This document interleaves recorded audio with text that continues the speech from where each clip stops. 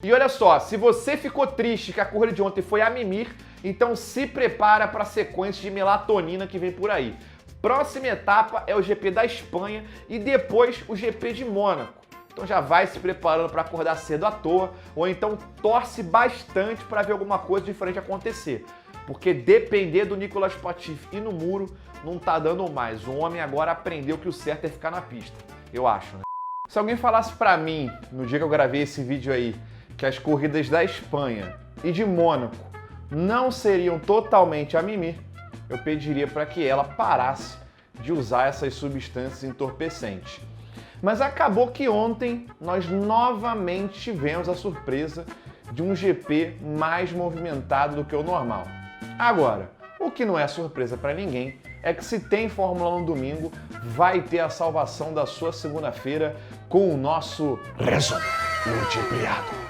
E amanhã, às 19 horas, às 7 da noite, nós vamos ter o último stint muito especial com a presença do Anthony Curti para conversar com a gente sobre Fórmula 1 e também o próprio Tony Kanaan para falar sobre a participação dele nas 500 milhas de Indianápolis, que também aconteceu ontem. Se você quiser assistir ao vivo e participar do programa com a gente, com a sua pergunta, com o seu comentário, é só você amanhã, às 7 da noite, acessar o meu canal na Twitch, que está sempre aqui na descrição. Beleza? Além disso, amanhã é o último dia também para você participar do sorteio do G923 do canal. O link também está aqui embaixo na descrição, caso você não tenha entrado ainda. O motivo das corridas da Espanha e de Mônaco esse ano terem sido minimamente interessantes, para o padrão que elas costumam entregar, é claro, tem nome e sobrenome. Pastor Maldulado. Sim! O rei do entretenimento agraciou a categoria com a sua presença mais uma vez, salvando assim o segundo GP seguido de ser uma total cura para a insônia. E eu digo mais, ó, enquanto ele estava na Fórmula 1, o maior de todos não correu na França, já que o GP da terra do croissant só voltou para o calendário em 2018. Ou seja, alô Pastor Maldulado! Que tal fazer aquela visitinha em Paulo Ricardo esse ano, hein? No domingo, para a corrida, parecia que a previsão de chuva, que até o sábado era de 80%, tinha simplesmente evaporado, com o perdão da piada, é claro. Até que os carros se alinham no grid e começa a pingar. E pingar. E pinga mais um pouco. E de repente, cai o toró. Todo mundo corre para colocar pneu de chuva e vambora. Só que depois da volta de formação debaixo do aguaceiro, vem o gatilho para os fãs. Largada suspensa, início da corrida adiado. Aí já começou a vir aqueles flashbacks de Spa igual ano passado, né? Gente passando mal, outras já chorando. Eu vi até crianças de colo correndo. Ia se criando um clima terrível. O tempo foi passando, nada da chuva ia embora e a gente sem saber se não dava para correr daquele jeito mesmo.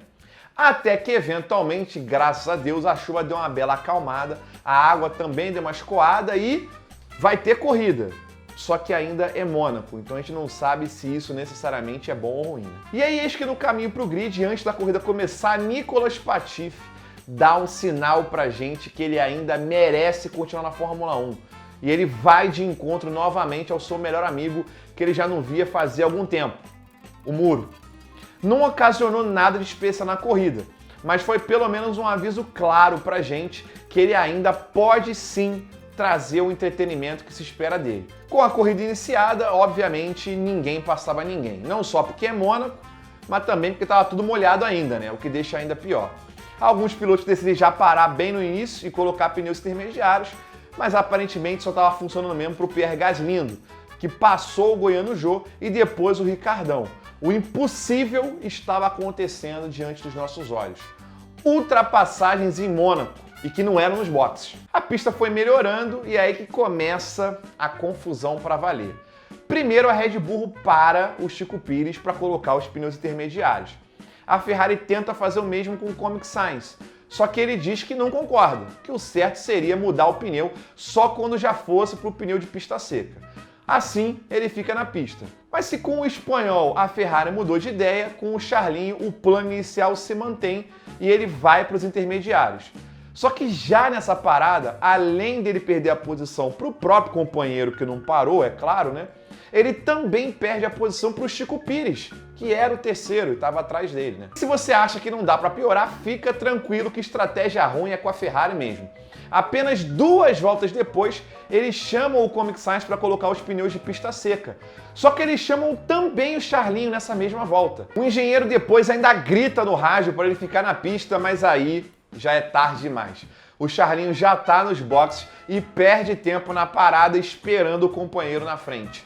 Quando ele sai, não só ele ainda está atrás do próprio companheiro, é claro, e do Chico Pires, como agora ele ainda perde a posição também para o Supermax, caindo para a 4ª posição. Já na volta seguinte, a Red Bull reage e também manda parar os 2 carros. Chico Pires volta em primeiro como ele já estava, só que o Peixotão sai dos boxes brigando pela 3ª posição com o Charlinho. E aí a gente tem a grande polêmica da corrida. Na saída, o Peixotão, com os pneus obviamente frios, né, e a pista também um pouco molhada, acabou brevemente perdendo o controle do carro e cruzou bem no finalzinho da linha amarela da saída dos boxes com uma parte do pneu e voltou na frente do Charlinho. A direção de prova não investigou isso daí e a Ferrari protestou depois da corrida, mas a decisão se manteve. E é aí que entrou o X da questão, porque a direção de prova simplesmente meteu um Ctrl+C, Ctrl+V nas anotações dessa pista do ano passado. E até o ano passado, a regra era outra. Resumindo a história para você, trocaram um diretor de prova que tinha medo de bater de frente com os chefes de equipe para um cara que não sabe nem fazer um Ctrl+C, Ctrl+V direito. Quer dizer, na realidade, o copiar e colar em si, ele fez muito bem, né? O cara fez sem nem olhar, pô. Voltando agora a falar da corrida em si, bom, a baguncinha foi só até aí mesmo. O Chico Pires em primeiro e o Comic Science em segundo. O espanhol até tentou passar o mexicano, mas a pista não ajuda nem um pouco, né? Inclusive, teve um momento em que ele quase foi homenagear o pai dele mais uma vez, mas dessa vez ele se controlou. Agora, quem perdeu o controle foi Mick Chamequinho, que rodou e bateu muito forte na barreira. E o carro da Haas, que parece que é feito de farinha de trigo, mais uma vez partiu ao meio. Mas graças a Deus, estava tudo bem com o piloto alemão. E por causa do acidente, mais uma bandeira vermelha. Como a corrida em si já atrasou muito para começar e a gente ainda teve uma outra bandeira vermelha no meio, a corrida não iria mais terminar pelas voltas, e sim pelo tempo. Mas não mudou nada, porque os 4 primeiros continuaram se seguindo até o final. Estava muito perto dos outros, mas ninguém passava ninguém. Com isso, a vitória ficou mesmo com o Chico Pires, a sua 3ª na Fórmula 1. Comic Science, pelo 2º ano consecutivo, terminou Mônaco em segundo e atrás de uma Red Bull. E o Peixotão fechou o pódio. Charlinho Leclerc, que precisa aprender que quando está na Ferrari, a melhor estratégia é a sua própria e não a da equipe, assim como o Comic Science fez, acabou terminando mesmo na 4ª posição. Jorge Russo segue fazendo milagre com a Towner prateada e mais uma vez terminou no top 5, o único a ficar no top 5 em todas as corridas até aqui. Baldão, ainda se recuperando da amidalite, conseguiu um bom 6º lugar e também a volta mais rápida. Jovem Alonso, também conhecido por todos aí, né, como Giga Alonso, né, como vocês já sabem, mais uma vez, né, segurou mais do que o porteiro do Enem e ficou em 7º. Lewis Hamilton, que não aguenta mais ver a asa traseira do carro do espanhol, ficou em 8º, com Galochas em 9º e Sebastião fechando o top 10. Pierre Gasly, que estava ultrapassando geral e recebeu do nosso canal o troféu Pastor Mal do Lado de entretenimento, se recuperou e ficou em primeiro daquela galera que não ganha absolutamente nada, ou seja, 11º. Estevão Ocon até cruzou a linha dentro do top 10, só que ele tomou 5 segundos de punição por ter fechado o Lewis Hamilton e caiu para 12º. Ricardão ficou em 13º, mas fica tranquilo, como você já sabe muito bem, ele está se adaptando ao carro. Mitsubishi Lancer ficou 14º, com o Nicolas Latifi em 15º. Fala dele! O inimigo da última posição, evoluindo sempre. Goiano Jô terminou 16º e Yuri Tsunami se lascou com a estratégia da equipe e ficou em último, em 17º.